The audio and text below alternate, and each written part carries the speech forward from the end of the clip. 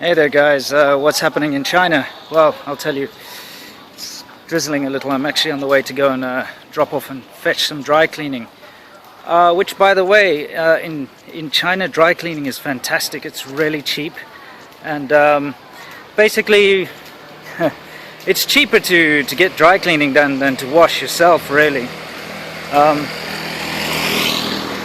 What you can do is you can go and take just ordinary washing. It doesn't actually have to be suits or anything like that. You can take your ordinary washing and they weigh it and they charge you per kilogram or whatever to wash your clothes. Anyway, sorry, that aside, what's happening is recently there have been a whole bunch of sort of food related scandals in China. There always are. You know, you get unscrupulous people trying to make an extra buck. So what they do is they generally cut corners. What we've had up in Shanghai and a couple of other places, we've had a situation where people have been selling rat meat and mink meat and various other kinds of meat, selling it as lamb and beef, etc.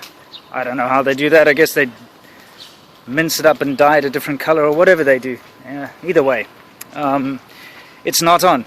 And one thing that people have to really realize is that, you know, in China you can get away with a lot.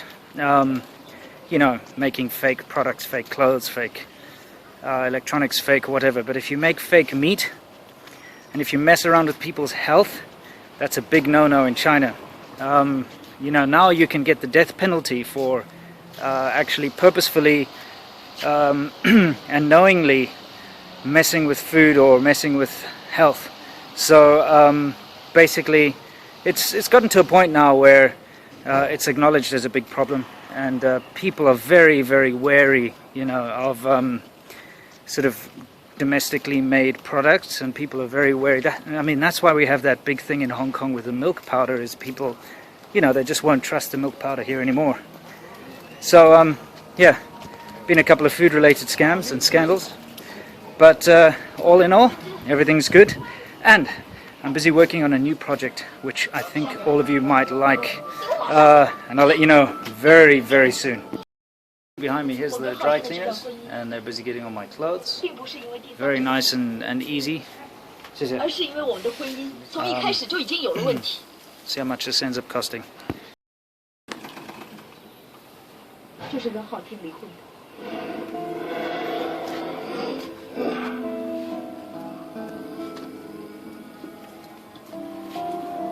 怎么了，夏雨生？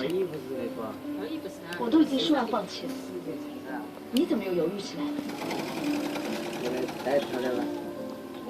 谢谢我犹豫。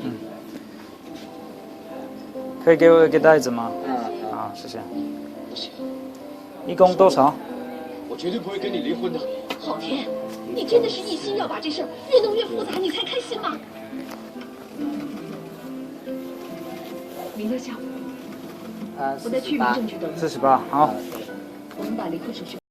4 shirts and a suit. That's jacket and pants.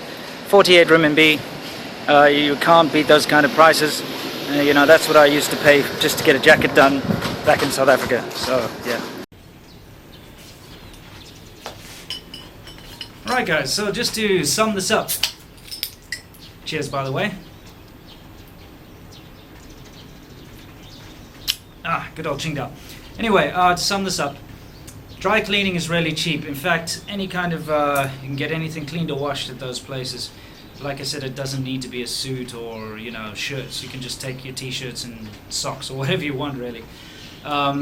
Really cheap, very convenient, and that one was in my little housing complex, and you will always find in your local community a dry cleaning place. You can see it by the symbol says Gan Shi.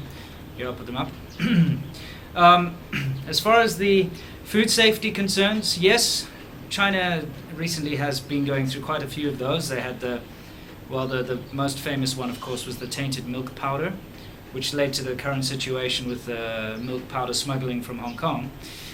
And they've had a problem with the gutter oil, which I've talked about in the past, digoyo. And now it's this fake meat. They've had things like fake eggs in the past and all sorts of nonsense, and people injecting industrial industrial dyes into eggs to make them look redder, because the redder ones are the more, the duck eggs, if it's red in the center means it's more healthy or whatever. It's all sorts of nonsense like that. But if you're smart enough, you can avoid any of these kind of problems. If you shop at the right places, if you know your your local markets and things, you can avoid any kind of weird stuff.